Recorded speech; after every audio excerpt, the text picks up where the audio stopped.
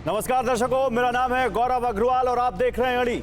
और आज की अड़ी की शुरुआत एक श्लोक से। नास्ति मातृ समा छाया, नास्ति मातृ समा गति, नास्ति मातृ समा त्राणम, नास्ति मातृ समा प्रिया। अर्थात माता जैसी कोई छाया नहीं, माता जैसा कोई मार्गदर्शन नहीं, मां जैसा कोई रक्षक नहीं और मां जैसी कोई प्रिय नहीं। एक लाइन में कहें तो मां वो है जो हर रिश्ते, हर पद और हर शख्सियत से ऊपर है।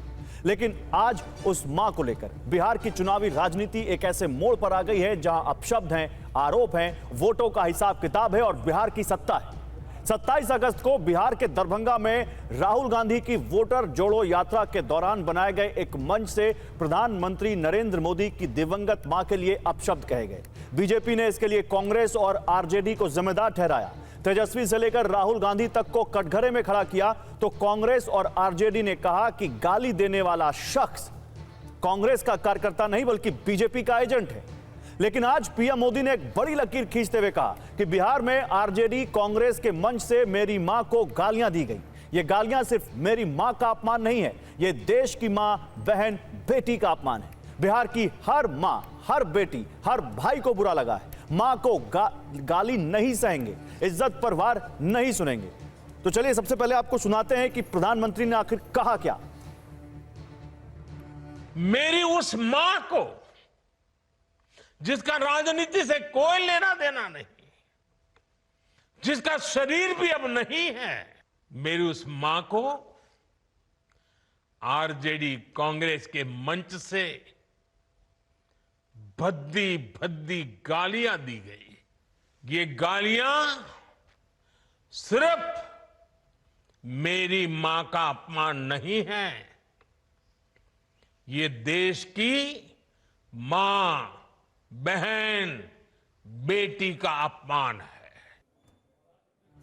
और इस पर विपक्ष का जवाब भी आ गया है, जरा वो भी सुनिए। मंत्री जी, ये फेक प्रोपगंडा फैलाया जा रहा है।